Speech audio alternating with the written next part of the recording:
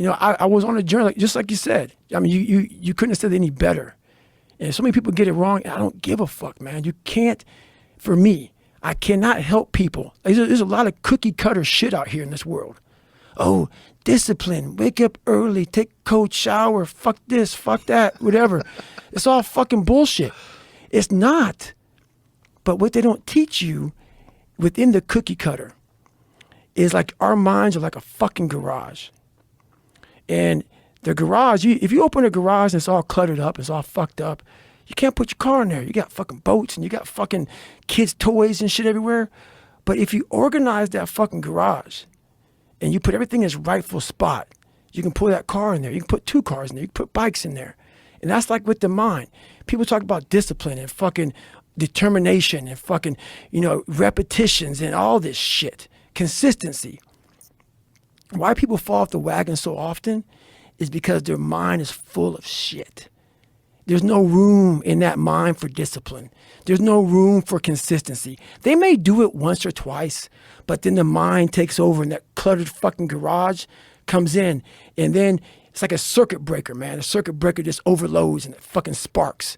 And our minds, that's our mind, man. It's like a fucking circuit breaker that has so much shit in it, you keep on loading it, you can't put any more into it. So I talk about it in there, man, so much about clearing space in your fucking mind so then you have room for all those discipline, waking up early, taking those, because they do mean something. But we don't get to that fucking dark matter that is keeping you from clearing out that mental garage. That's a good way to put it, because that is the mind of most people is filled with stuff that they have to move around to get to what they want. And it's constantly piling up, and there's shit unorganized and organized mind, man. You're looking at fucking, I got to take care of the kids. The kids' schedule's all fucked up. My husband, my wife, you know, I'm going by McDonald's to get this, and I'm rushing my schedule. Everything's just fucked. I wish I was doing this, but I'm doing that. That's it. And that and this. And I want a raise, but I can't get one. That's it. My boss is an asshole. Where's greatness in that, man? Yeah. You can't fit discipline into that.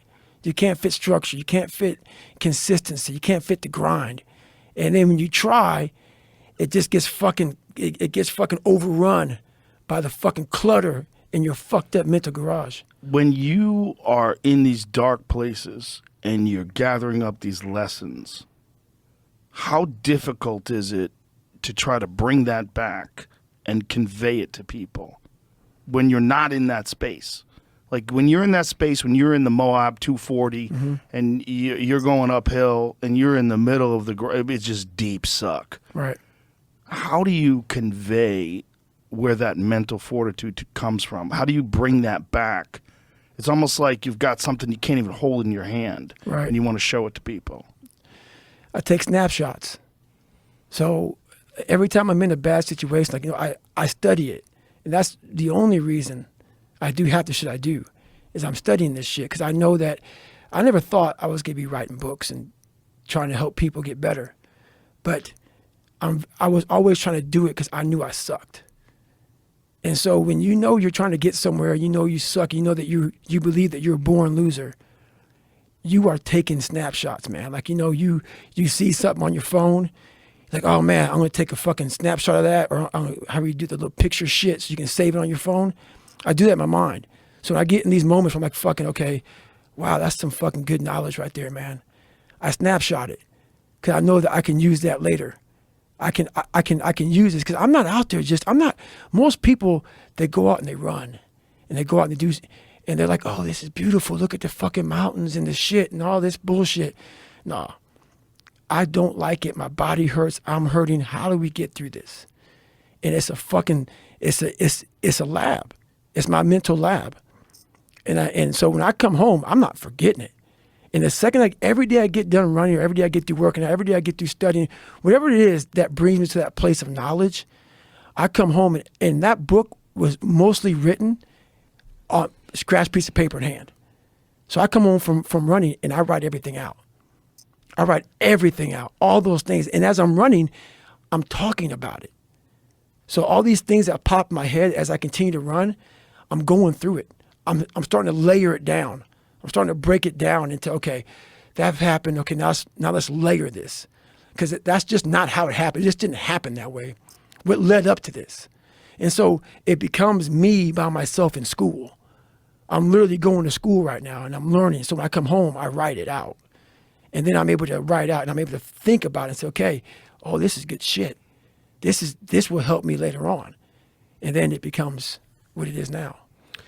And when you try to convey it to people, what do you when you're writing it out and when you're talking about it, what are you thinking? Are you thinking that this is going to get into someone's mind and this is going to help them motivate themselves? Or are you just trying to express yourself and let them do with it what they can?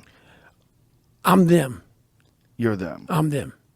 And the fucked up thing about me, why I'm able to do it the way I'm able to do it, I'm not above them.